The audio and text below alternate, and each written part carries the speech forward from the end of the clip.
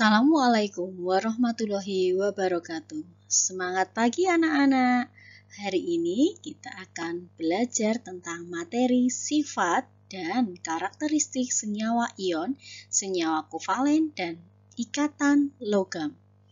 Masih bersama saya, Ibu Anggraheni Niryasari.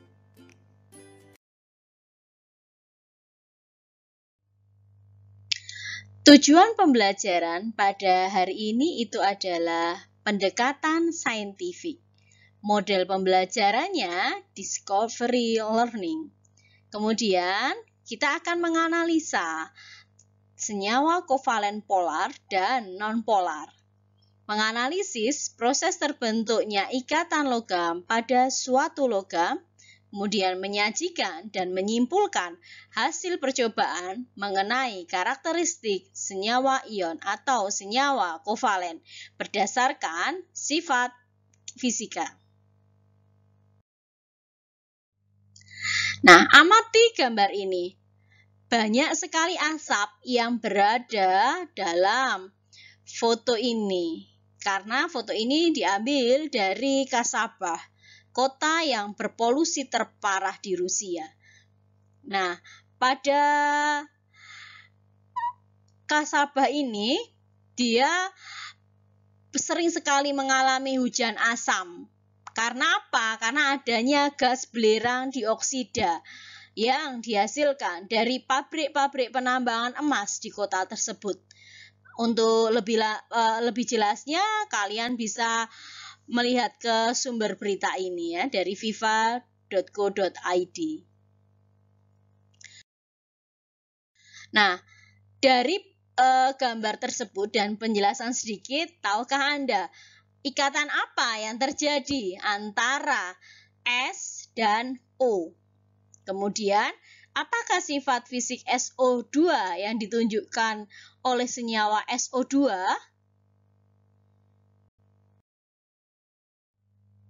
Ikatan yang terjadi antar unsur S dan O itu adalah ikatan kovalen. Karena S ini non-logam, O non-logam. Unsur non-logam bertemu dengan non-logam, dia akan membentuk ikatan kovalen. Bentuk ikatannya seperti ini, digambarkan dengan struktur Lewis. Karena dia punya elektron valensi yang sama, maka dia dibuat oktet. Maka salah satu dari ikatan antara S dengan O ini dia adalah kovalen koordinasi, gitu ya. Sifat fisik SO2 yang ditunjukkan oleh senyawa SO2 itu adalah yang pertama, gas SO2 itu dia tidak berwarna, kemudian memiliki bau yang menyengat, stabil, tidak mudah terbakar, dan tidak mudah meledak. Nah, tapi gas SO2 ini dia memiliki densitas 2 kali daripada densitas udara. Maka dia sangat mudah larut dalam air, sehingga dialah yang menyebabkan hujan asam, gitu ya. Simulasi kepolaran diawali dari air ya, air yang saya masukkan ke dalam burette ini. Apa yang terjadi? Nah, dia ketika di dalam mistar, dia tertarik oleh medan magnetnya. Kemudian CCl4, ketika saya masukkan, dia lurus gitu ya. Kemudian ketika alkohol saya masukkan, kemudian saya alirkan, ternyata dia berbalik arah gitu ya, tidak ke arah mistarnya. Nah, kemudian asam cuka itu ketika dilarikan dia ke arah mistarnya gitu ya. Nah, setelah kamu amati gitu, apa yang terjadi dari reaksinya gitu ya. Nah, kamu juga akan bisa melakukan simulasi ini ketika kamu masuk ke laman ini ya, laman vilab.kemendikbud.go.id. Itu nanti kamu akan bisa membuat uji coba seperti yang saya gambarkan lewat simulasi dari Pustekom tahun 2005.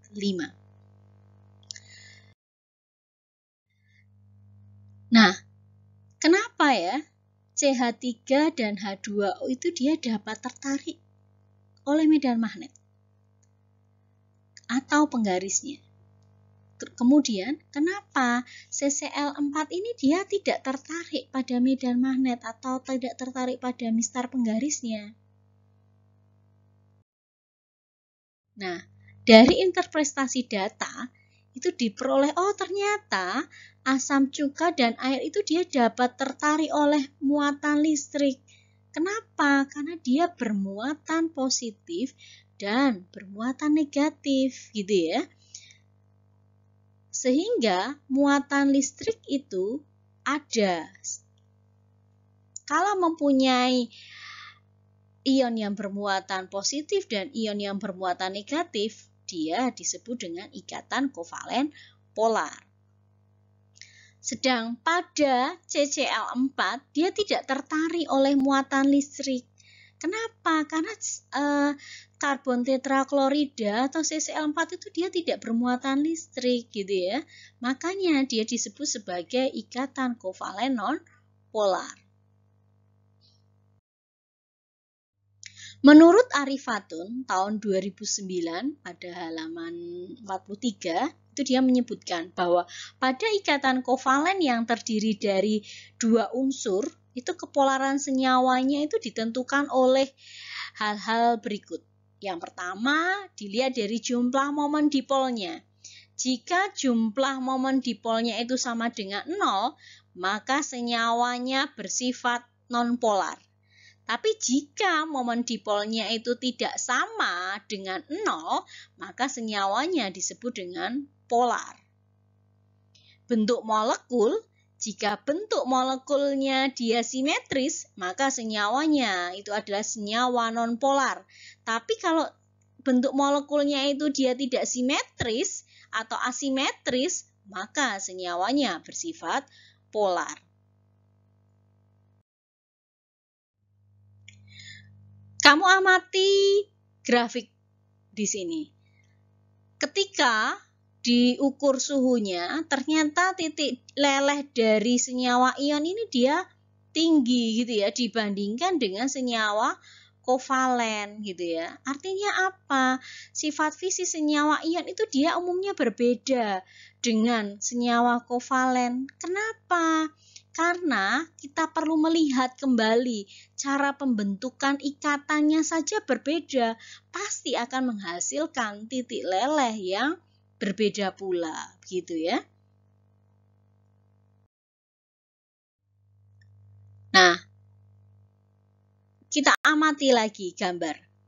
Ketika senyawa ion dan senyawa kovalen ya, jadi ketika kamu amati gambar ini, ketika molekul Cl ini dia dimasukkan ke dalam wadah, itu Cl-nya terdiri atas molekul-molekul dengan satu atom terikat dengan satu atom yang lainnya.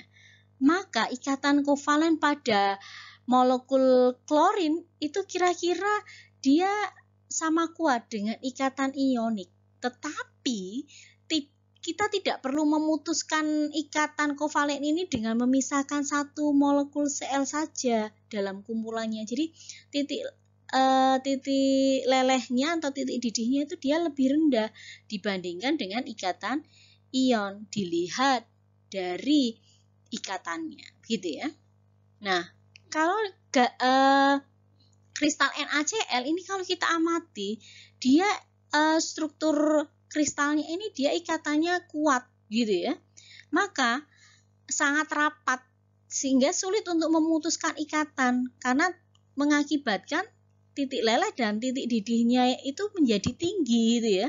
Sehingga senyawa ion dalam wujud padat dalam suhu kamarnya. Yang kedua, hal ini mengantarkan kita pada konsep keelektronegatifan dan polaritas gitu ya. Tapi ini akan saya jelaskan di pertemuan kita selanjutnya. Sifat fisik senyawa ion. Perhatikan tabel berikut. Ketika kamu amati NaF itu dia memiliki titik leleh 990. Artinya apa? Umumnya titik leleh dari ikatan senyawa ion, dia memiliki titik didih dan titik leleh yang relatif tinggi, sehingga dia bisa penghantar listrik yang baik dalam larutan maupun lelehan atau leburannya. Umumnya dia juga mudah larut dalam air. Nah, sifat penghantar listrik yang baik itu dia disebabkan karena adanya gerakan-gerakan ion positif dan ion negatif dalam leburan senyawa atau larutannya, begitu ya. Untuk sifat fisik senyawa kovalen, kamu perhatikan tabel ini. Kamu lihat ya, titik didihnya ada yang rendah sekali, ada yang tinggi, ada yang cukup, dan ada yang sangat tinggi.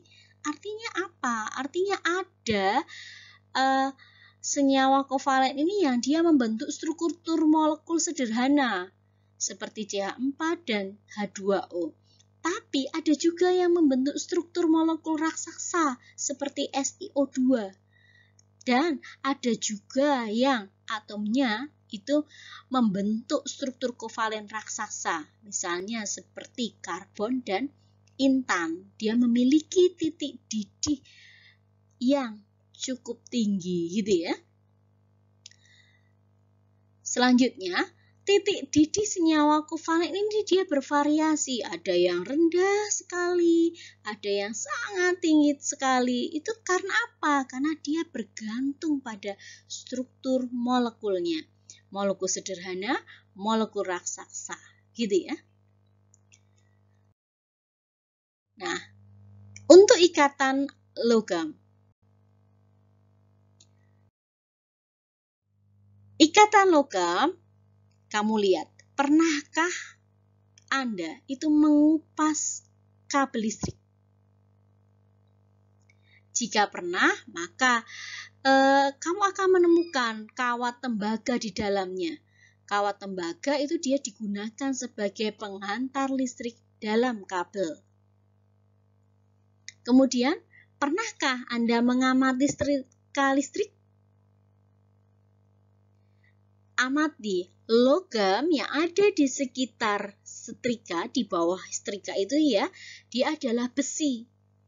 Besi itu digunakan sebagai penghantar panas. Hubungannya apa? Hubungannya adalah dengan sifat ikatan logam. Logam umumnya dia elektron valensinya kecil dan cenderung melepas elektron jika ada unsur yang cenderung menangkap elektron.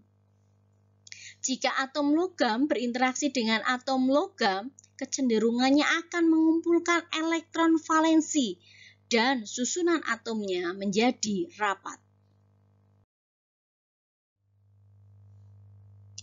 Ikatan logam terbentuk jika atom-atom logam itu dia berinteraksi, akan membentuk susunan atom yang rapat dengan elektron yang bergerak bebas di semua bagian atom-atomnya. Susunan atom yang rapat itu menyebabkan logam pada umumnya bersifat padat dan keras. Elektron yang bergerak bebas menyebabkan logam bersifat penghantar listrik dan panas, serta lentur sehingga dia mudah untuk dibentuk.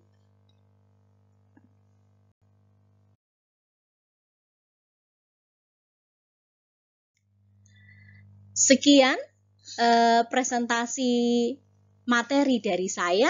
Semoga bermanfaat bagi kalian. Tetap di rumah, jaga kesehatan. Di rumah lebih baik.